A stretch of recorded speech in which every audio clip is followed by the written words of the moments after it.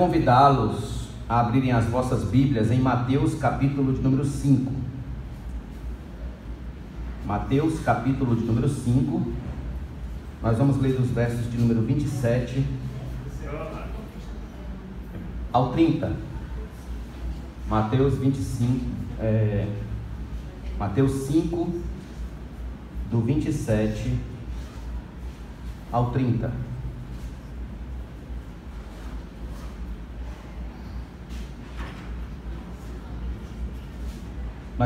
Nós seguimos estudando o Sermão do Monte, né? Luan está nos ensinando, seja bem-vindo, Luan. Deus abençoe. Nós vamos dar sequência aqui em Mateus, capítulo 5, verso 27 ao 30, que diz assim a palavra de Deus: Ouvistes que foi dito: não adulterarás. Eu, porém, vos digo: qualquer que olhar para uma mulher com intenção impura no coração, já adulterou com ela.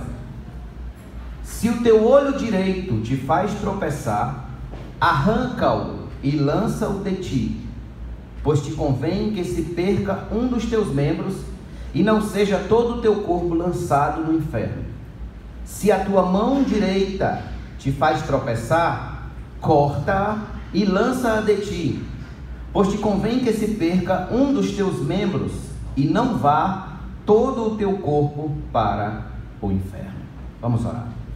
Querido e eterno Pai, eu graças te dou por tua palavra e rogo que nesse instante o Senhor nos dê da tua graça, da tua sabedoria, ó Deus, do teu Espírito, Senhor, para que possamos entender, compreender, guardar e praticar, Senhor, o que vai ser ministrado nesse momento.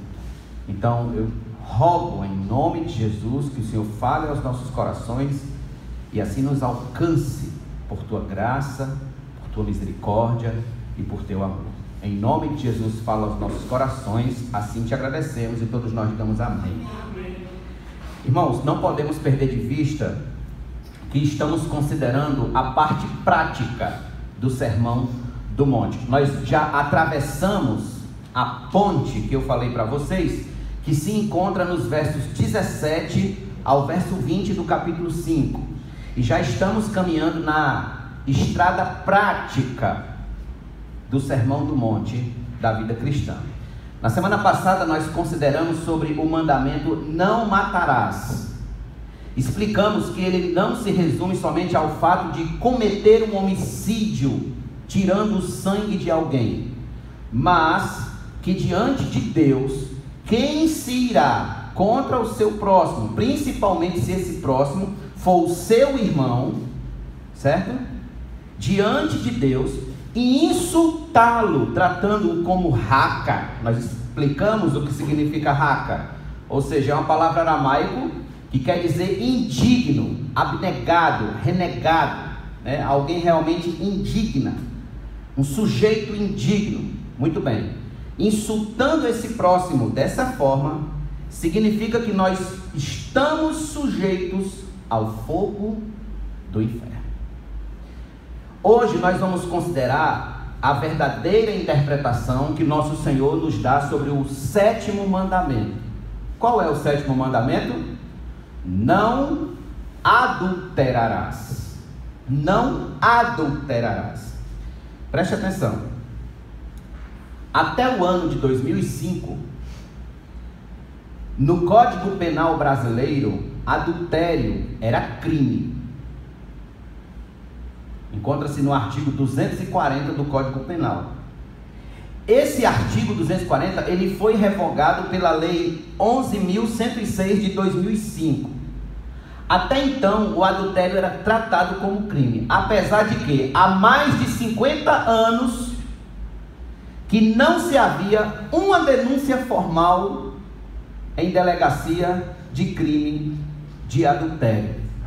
É tanto que o judiciário já não tratava mais desses assuntos. O que o Congresso fez foi só homologar uma prática que o judiciário já vivia trabalhando, ou seja, a de não mais levar em conta aquele tipo de ato como crime.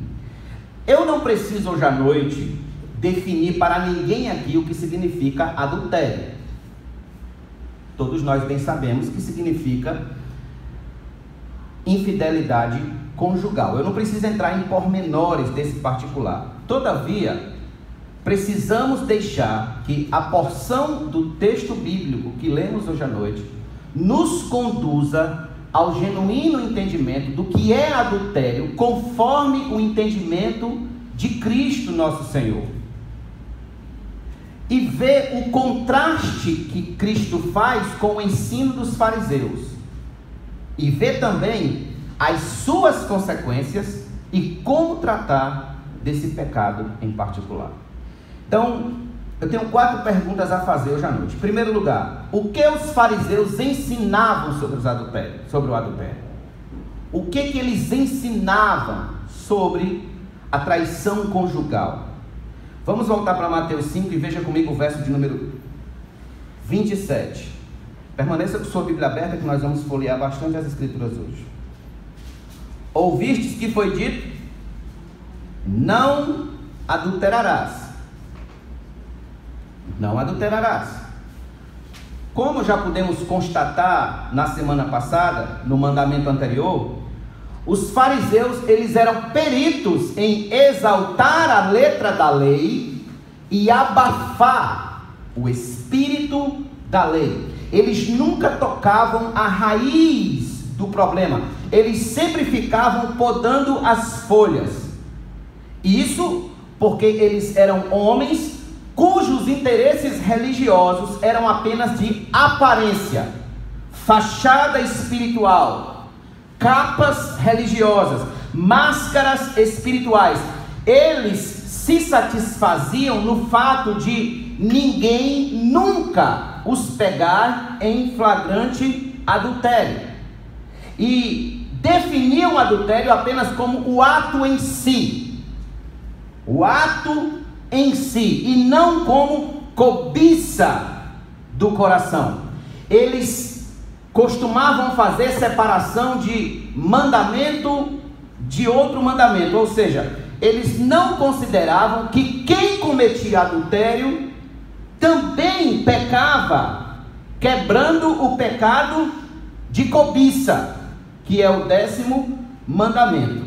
Então, eles viviam orgulhosos de não cometer o ato físico do adultério. Eles se orgulhavam disso. É tanto que um orou dizendo o seguinte: abra sua Bíblia em Lucas, põe o dedo aí no livro de Mateus e vá para Lucas 18.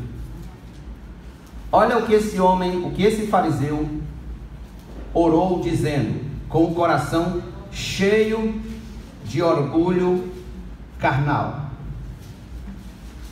Versos 9 a 11. Propôs também esta parábola a alguns que confiavam em si mesmos. Lucas 18, do 9 ao 11. Por se considerarem justos e desprezavam os outros, 2 homens subiram ao templo com o propósito de orar, um fariseu e o outro publicano. O fariseu, posto em pé, orava de si para si mesmo, desta forma: ó Deus, graças te dou porque não sou como os demais homens, roubadores, injustos e adúlteros, e nem ainda como este publicano. Veja, não sou adúltero.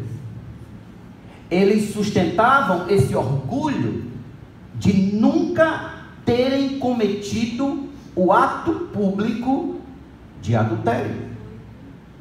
Isso, ao invés de torná-los mais humildes, fazendo com que se comportassem de tal forma, vigiando seus corações, eles acabavam caindo em outro pecado, o pecado do orgulho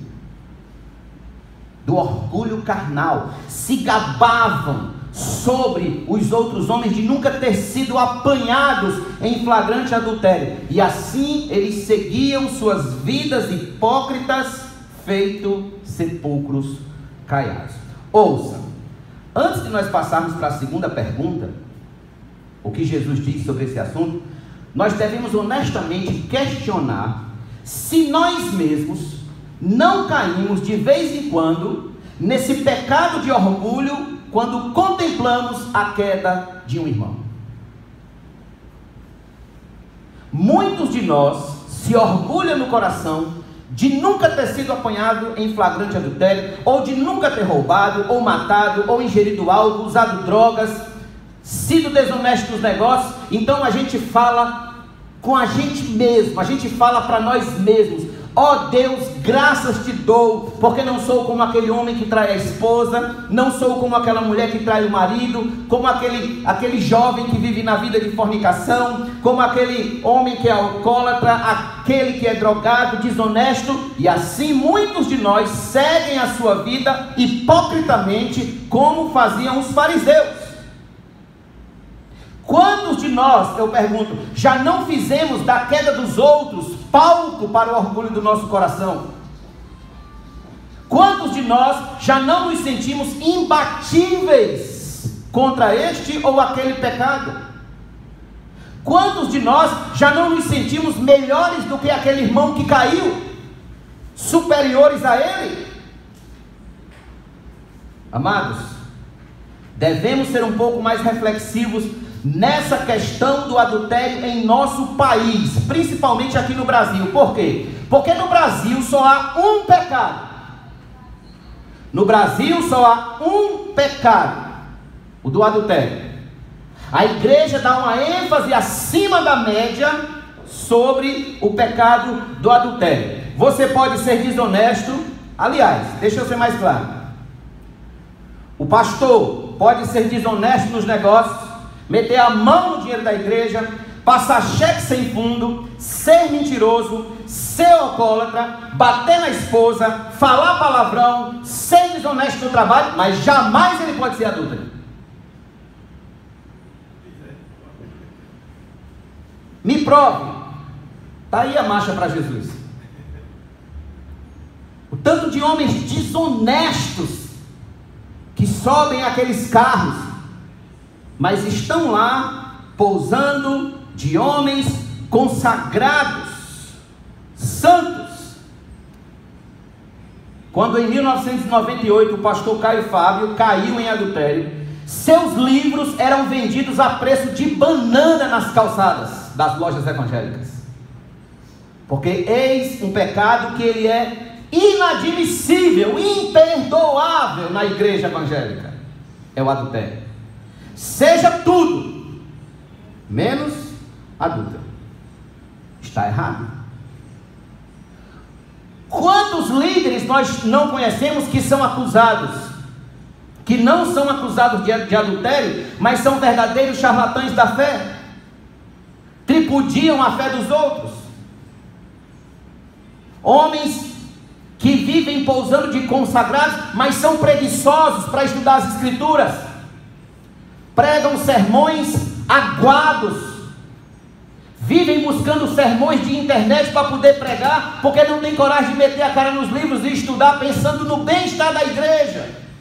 Quantos? Não, mas entenda, ele nunca adulterou, ele nunca traiu a esposa, mas isso é pecado do mesmo jeito.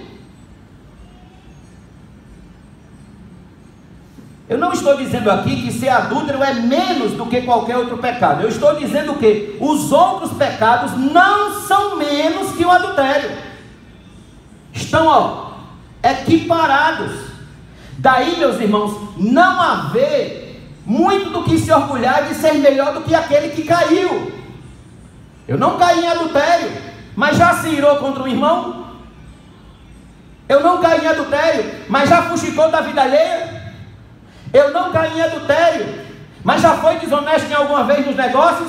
Caiu, pecou do mesmo jeito. Diante de Deus, está em pecado do mesmo jeito. Por isso que Paulo vai dizer em 1 Coríntios 10:12: aquele, pois, que pensa estar em pé, veja que não caia. Pois bem, esse era o ensino dos fariseus. Se você não foi apanhado em flagrante adultério, você está limpo, você está santo, está tudo bem com você, você está consagrado. Não era, portanto, assim que nosso Senhor ensinava. E aí nós somos levados à segunda pergunta: o que Jesus ensinou sobre adultério? O que Jesus tratou sobre o adultério? Vamos voltar para Mateus 5, por favor, versículo número 28.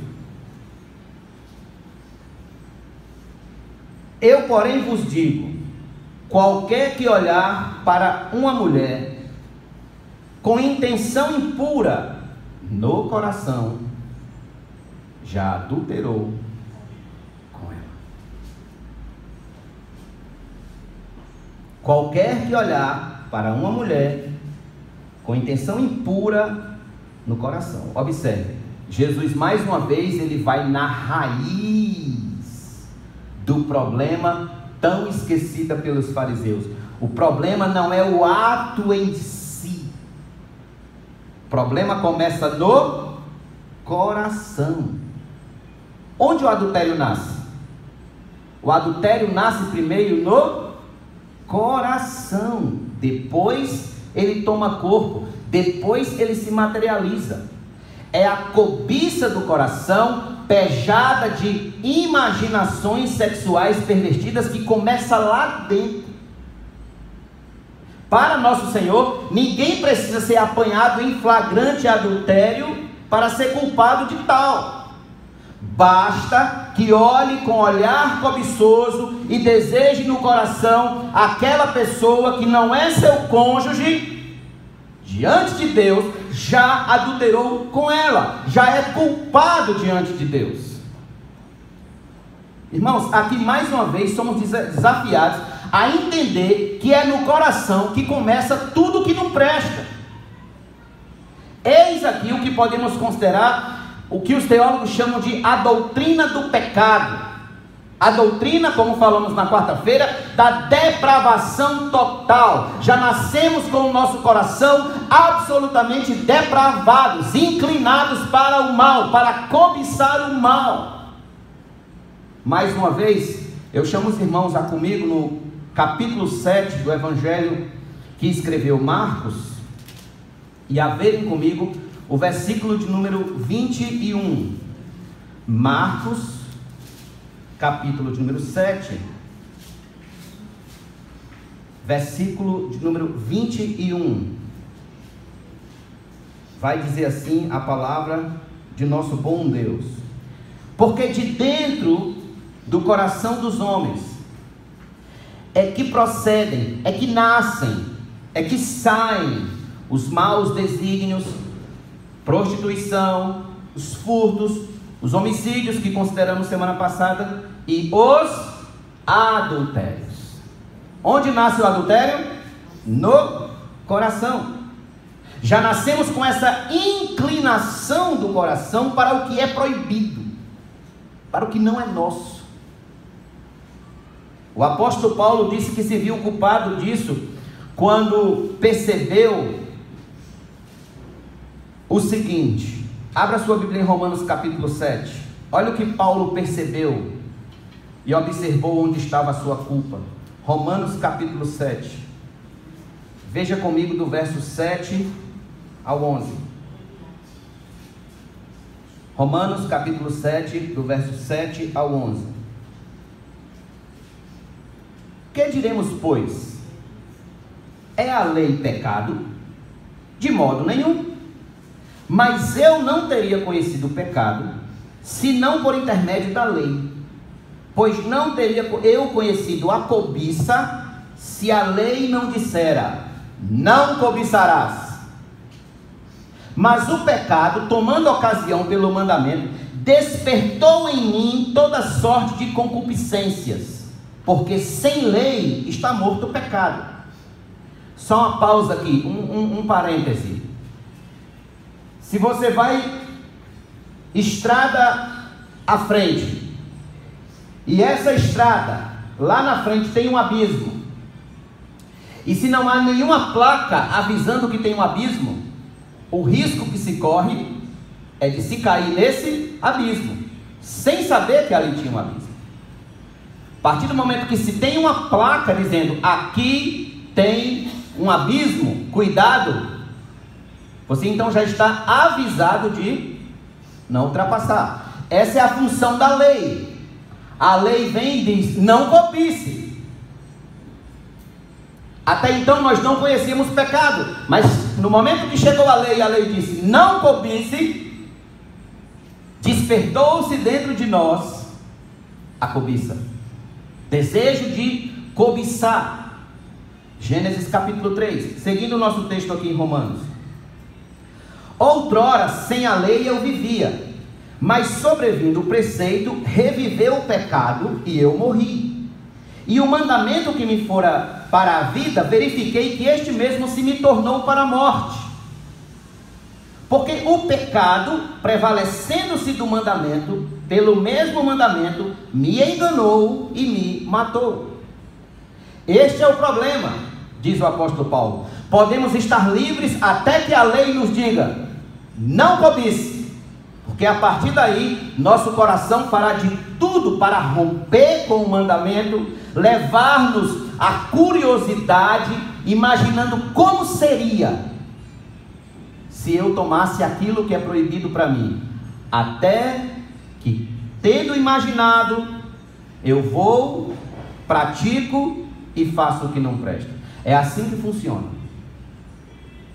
Quando Davi adulterou com Batseba, o processo que o levou a tal mal foi o seguinte.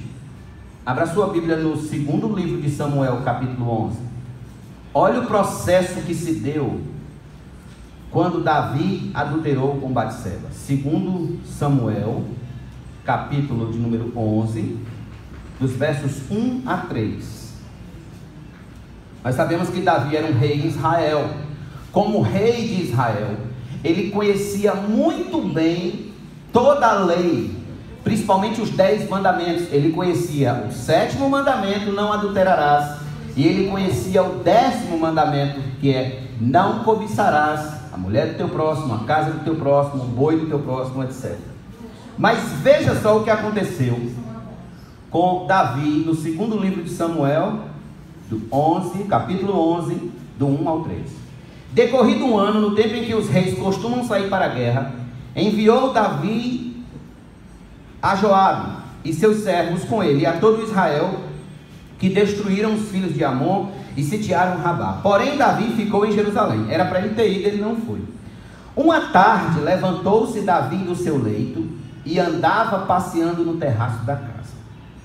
Daí viu uma mulher que estava tomando banho. Era ela muito formosa.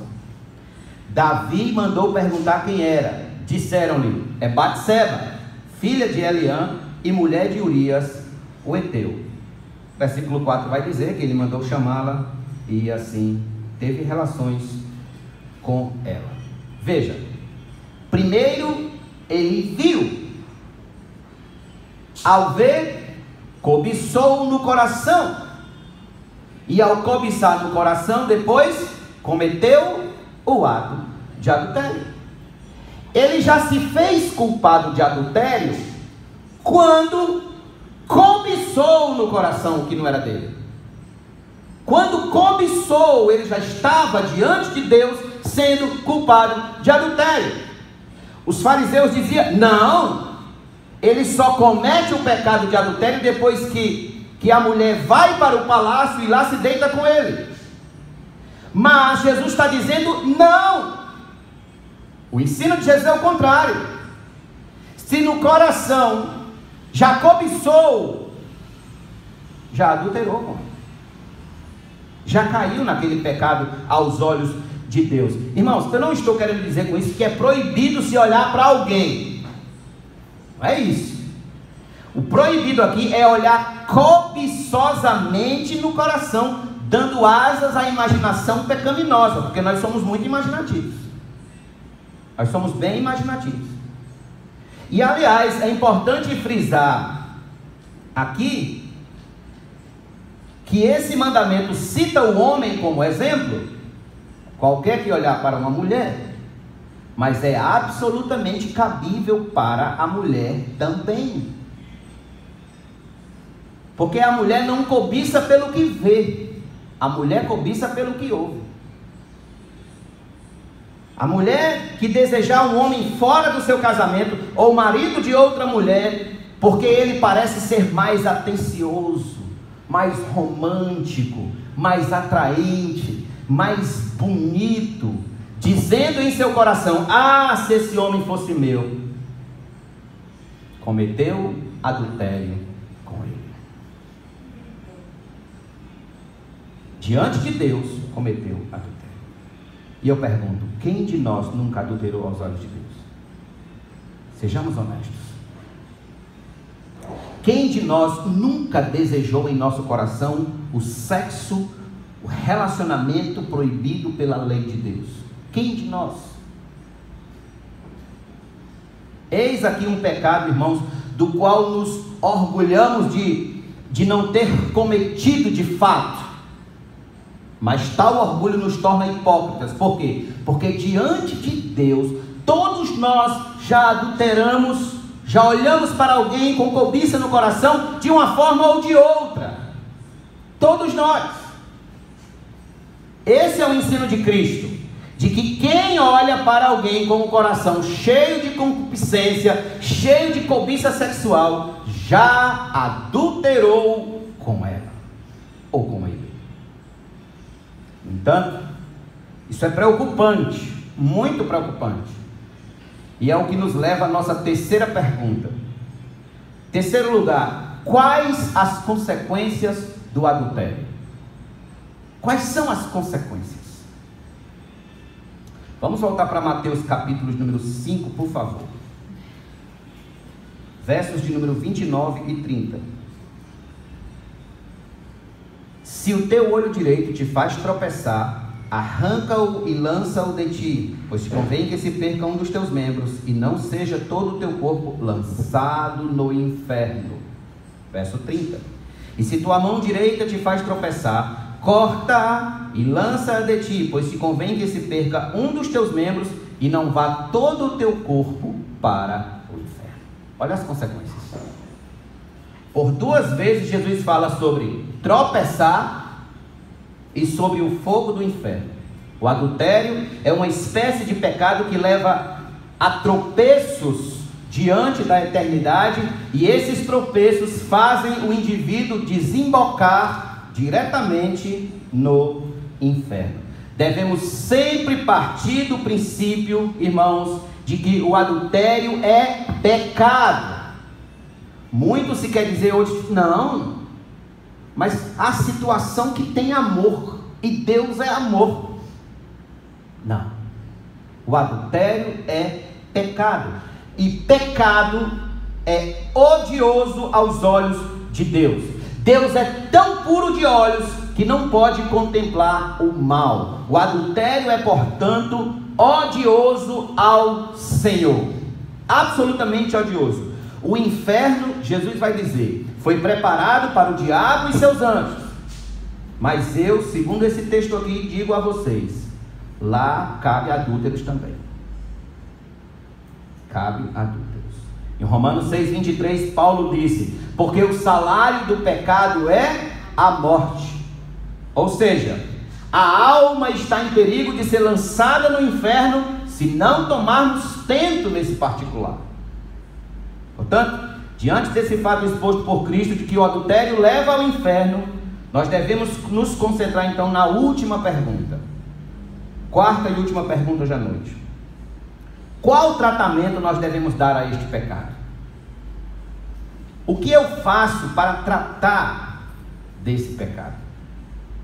Veja só, voltamos a Mateus 5, versos de número 29 e 30. Se o teu olho direito te faz tropeçar, arranca-o e lança fora de ti, pois te convém que se perca um dos teus membros, e não seja todo o teu corpo lançado no inferno. Se a tua mão direita te faz tropeçar, corta e lança de ti, pois te convém que se perca um dos teus membros, e não vá todo o teu corpo para o inferno. Em Mateus capítulo 18, versículo 8, Jesus cita o mesmo ditado, e lá ele acrescenta um pé. Se o teu pé te faz tropeçar, corta-o e o lance fora de ti. Observe, Jesus deixou muito claro que a cobiça do coração está diretamente ligada aos olhos. Você olha, você vê, você cobiça. Aqui é onde devemos ter todo o cuidado na interpretação desses versos, para não cairmos no erro de alguns santos do passado, como Orígenes, um grande homem do passado, que se castrou a si mesmo a fim de não pecar diante de Deus nesse particular. Então, primeiro, devemos entender que Jesus não requer cortes literais. Você realmente corte, as suas mãos ou arranque os seus olhos. Isso porque, se você cortar a mão direita, porque ela te faz pecar, sobra a esquerda. Se você arrancar o seu olho direito, literalmente, vai sobrar qual? O esquerdo. Então não é uma questão meramente de cortar o membro literalmente. Segundo lugar, o pecado do adultério, irmãos, é algo tão sério, que deve ser tratado com cortes morais, radicais, sem reservas, sem negociar qualquer milímetro que seja. Cortes morais. Pois bem, ninguém deve sair daqui hoje cortando a mão ou arrancando o olho por causa disso. Não, de forma literal, para vencer esse pecado, mas sim mortificar a carne de tal modo que ela não ache espaço para nos dominar e nos levar ao inferno. Mortificar a carne. Jesus cobra de seus discípulos que estes vivam, como dizia John Stott, abnegação moral sem concessões. Mortificação do pecado é o princípio envolvido aqui. E como é que a gente faz isso? Como é que a gente mortifica a nossa carne? Deixa eu explicar para você. Vamos começar pelo olho. Se você é levado a olhar para determinada pessoa, quer seja no trabalho, na faculdade, na rua, na vizinhança, e se sente fortemente tentado a pecar, não olhe. Não olhe. Desvie o seu olhar, olhe para outro canto, olhe para o outro lado, mas não olhe. Vamos falar da mão ou do pé. Se você se sente tentado em coisas que você toca ou em lugares que você anda, então não faça, não toque, não vá. Se contenha, não vá.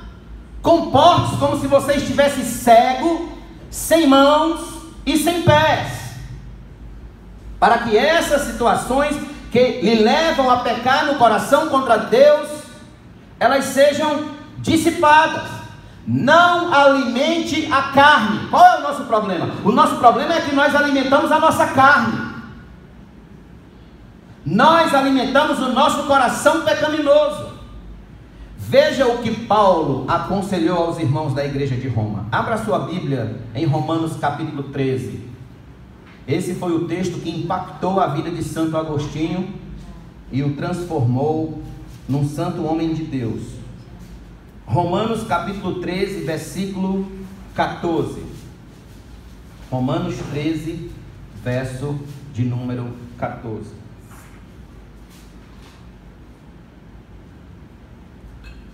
Mas revesti-vos do Senhor Jesus Cristo, e nada disponhais para a carne, no tocante às suas concupiscências, no tocante aos seus desejos, às suas cobiças. Nada disponhais, não coloque a dispor da carne. Nada dispor para a carne significa exatamente o que? Não alimente a carne. Não dê alimento à sua carne. Não vá nutrir a sua carne. O que isso pode significar? Isso pode significar, sabe o que? não assistir determinados filmes, novelas com cenas de sexo, não ler livros, revistas ou jornais com imagens que geram lascívias na alma. Vocês sabem que aqui na cidade a gente tem um jornalzinho, inclusive eu acho que é o mais barato que tem, que logo na primeira capa tem uma imagem absolutamente obscena. Absolutamente obscena. Não conversar assuntos que despertem a curiosidade para atos sexuais ou relacionamentos ilícitos. Evitar rodas cujos programas envolvem uma linguagem imoral.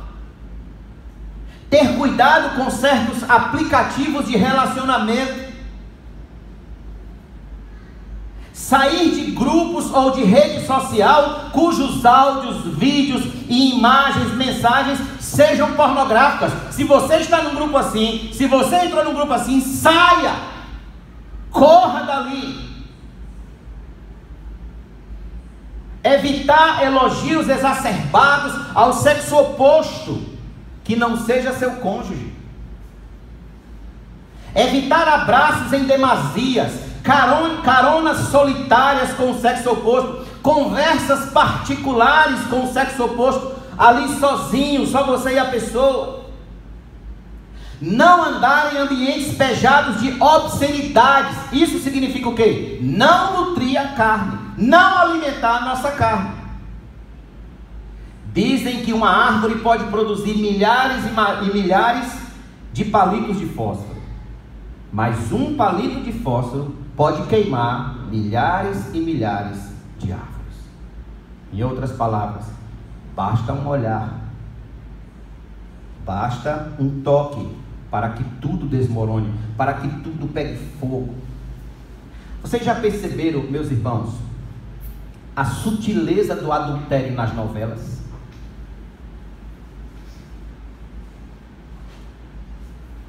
Que nas novelas é assim. Lá está uma mulher, o marido da mulher e o galã. O marido da mulher é ruim para a mulher. Aí a mulher começa a ouvir e se encantar com o galã. Aí lá pro meio da novela, a gente já está torcendo que a mulher deixa o marido para ficar com o galã, porque o galã é bom. Diga se já aconteceu isso. Sutileza. Evite. Ensine isso em casa. Ensine suas filhas, seus netos, suas netas. Ensine isso em casa. Seus amigos. Ensine, evite. Nós devemos fazer o que Jó fez. O que foi que Jó fez? Jó disse que fez uma aliança. Que aliança foi essa que Jó fez? Abra sua Bíblia comigo no livro de Jó, capítulo de número 31. Livro de Jó, capítulo de número 31.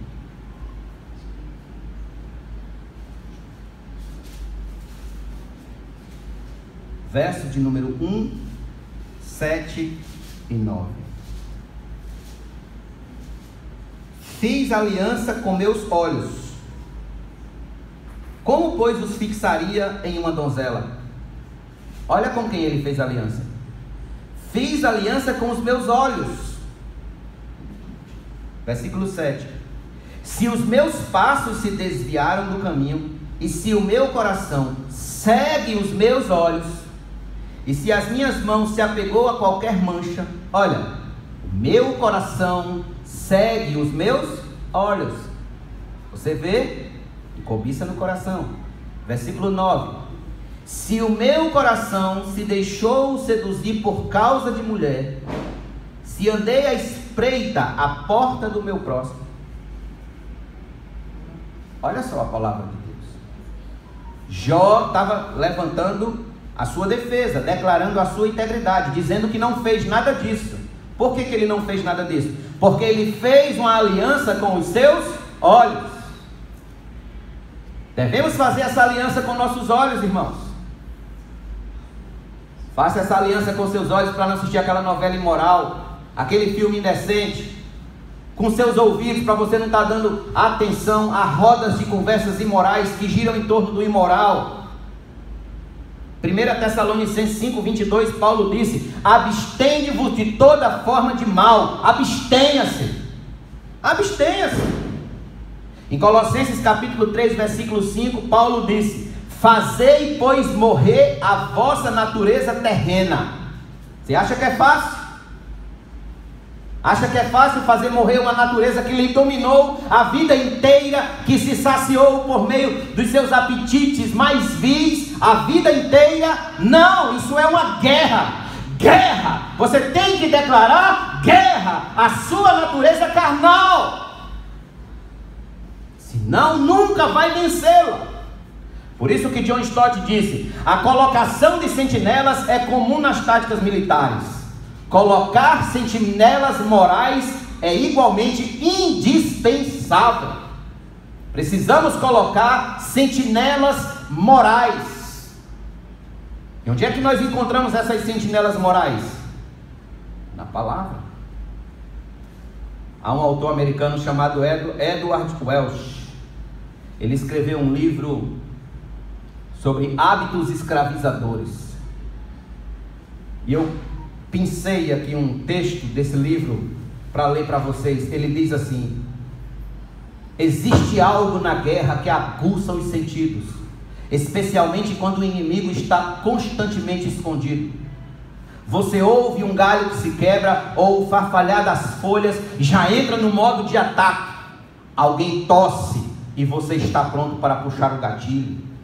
Mesmo depois de dias com pouquíssimo ou nenhum descanso, a batalha nos mantém vigilantes. O problema é que, como cristãos, nós esquecemos frequentemente de que estamos em uma batalha. É isso que acontece. Nós esquecemos que estamos em uma batalha. Eu pergunto: você já percebeu que está numa batalha travada contra o seu próprio coração? Já percebeu que seu maior inimigo não é o diabo, nem os demônios, nem o vizinho, nem aquele colega chato do trabalho, nem aquele colega insuportável da faculdade, mas que seu maior inimigo é você mesmo? Ouça, isso é uma guerra que você deve realmente travar consigo mesmo, pois sua natureza carnal sempre se inclinará aos petiscos pecaminosos mais vis.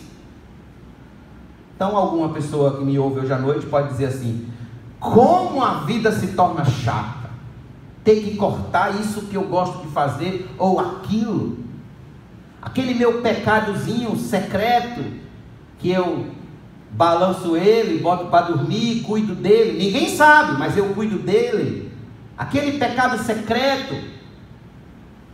Pois é, você está em guerra, e esse pecado secreto, quer seja adultério, quer seja alcoolismo, quer seja mentira, quer seja o que for, ele é um ídolo. Ele é um ídolo. E esse ídolo precisa se alimentar diariamente por meio da sua carne. Se ele não se alimenta, você entra em crise. Você entra em pânico, em choque consigo mesmo. Já viu o desespero de uma pessoa que fuma, quando ela não consegue fumar naquela hora que ela costuma fumar? Já viu o desespero de uma pessoa viciada? Ela entra em crise. Ou uma pessoa que bebe, que de manhã tem que tomar os 3 dedos, 2 dedos, porque senão ele passa o dia se tremendo. O vício se tornou um ídolo. Ele tem que alimentar aquele ídolo do coração dele, aquele mal dentro dele, aquele pecado que se tornou um ídolo. Por isso que cortar esse ídolo, para ele a vida se torna chata, se torna algo chato. É aqui onde entra a diferença entre o justo e o injusto, entre o crente e o descrente, entre o cristão e o não cristão. É porque o cristão, ele não vive para alimentar os ídolos do seu coração. O cristão, ele vive para a glória de Deus. ele se sente feliz no fato de que Deus está feliz com ele. Se Deus está feliz comigo, se eu estou conseguindo fazer com que Deus se agrade de mim, então eu estou feliz também. Então ele não vive para alimentar seus vícios, ele vive para agradar a Deus. A felicidade do cristão repousa em fazer Deus feliz, em agradá-lo, em satisfazê-lo, em honrá-lo. Meus irmãos, o pecado é uma coisa muito séria. Por causa do pecado, o Filho de Deus desceu dos céus e foi para uma cruz. E foi para uma cruz. Veja o quanto isso é sério. Para que eu e você recebêssemos o perdão e assim vivêssemos em sua presença para o louvor da glória e da sua graça. Por isso que temos que combater o pecado. Se você ama mais a si mesmo, claro que você vai achar chato cortar pecados da sua vida. Mas se você ama mais a Deus, você vai fazer de tudo para se livrar logo desses pecados que lhe afastam do Senhor, para que você esteja num ambiente de maior, de uma comunhão mais profunda com o Senhor. Porque o que está em seu coração é que qualquer sacrifício de sua parte, a fim de agradá-lo, será um ato de gozo indizível. Vocês lembram de José do Egito? Lembram o que ele passou na casa de Potifar? Nós temos uma ótima lição, irmãos, de José do Egito ali na casa de Potifar. Abra sua Bíblia comigo em Gênesis capítulo 39. Gênesis 39. José era jovem, temente a Deus. E olha o que aconteceu com esse rapaz. Gênesis 39, do verso 7 ao verso de número 10. Aconteceu que depois destas coisas, que a mulher de seu senhor, ele já estava morando na casa de Potifar, e Potifar já o tinha colocado como mordomo de sua casa. Aconteceu que depois destas coisas, que a mulher de seu senhor pôs os olhos em José, e lhe disse: deita-te comigo. Ela por certo que olhou para José, o viu formoso, e o cobiçou no coração. Ele porém recusou e disse à mulher do seu senhor: tem-me por mordomo o meu senhor, e não sabe do que há em casa, pois tudo o que tem me passou ele às minhas mãos. Ele não é maior do que eu nesta casa. Ele não é maior do que eu nesta casa, e nenhuma coisa me vedou, senão a ti, porque és sua mulher. Como pois, olha, ele diz: como pois eu cometeria tamanha maldade e pecaria contra Deus? Deus, falando ela a José todos os dias. Olha como a tentação vem. A tentação não vai, talvez não consiga pegar você no mesmo dia, mas ela vai continuar vindo todos os dias, e não lhe dando ele ouvidos para se deitar com ela, ele está com ela. Ele não lhe deu ouvidos. Por que ele não lhe deu ouvidos? Porque diz aqui: cometeria eu tamanha maldade e pecaria contra Deus. Devemos fazer o que José fez: fuja, corra ligeiro. Porque cometeríamos nós tamanho mal e pecaríamos contra Deus. Paulo disse a Timóteo: foge das paixões da mocidade. E aqui, meus irmãos, eu digo uma coisa a vocês: o Espírito Santo, ele tem a missão de nos santificar diariamente por meio da palavra. Nos santificar. Nós precisamos conversar mais com o Espírito de Deus. Precisamos conversar mais com o Espírito Santo sobre nossa santificação, rogando a Deus um coração cada vez mais transformado e liberto das amarras do pecado. Liberto. Veja o que Paulo disse aqui em Romanos, por favor, rapidinho comigo, Romanos 13, 8, versículo 13. Ou então escute: porque se viverdes segundo a carne, caminhais para a morte. Se você alimenta a sua carne, nutre a sua carne, você está caminhando para a morte. Mas se pelo Espírito mortificardes os efeitos do corpo, certamente vivereis. Veja por meio de quem nós temos que mortificar os efeitos do corpo da carne: por meio do Espírito. Somente no poder do Espírito Santo seremos capazes de arrancar o olho e cortar a mão direita que nos faz pecar contra nosso Senhor. Bem de manhã, embora o céu sereno pareça um dia calmo anunciar, vigia e ora o coração pequeno, um temporal pode abrigar. Vigiar e orar, esse é o desafio para nós hoje e sempre. Vigiar e orar. Vigiar e orar. Estamos em guerra contra nós mesmos. Vigiar e orar. Deus tenha piedade de nós, irmãos, e nos livre da corrupção do nosso coração. Nos livre dos engodos. Nos livre dos tropeços do nosso próprio coração, para que assim a gente não nos encontre com a nossa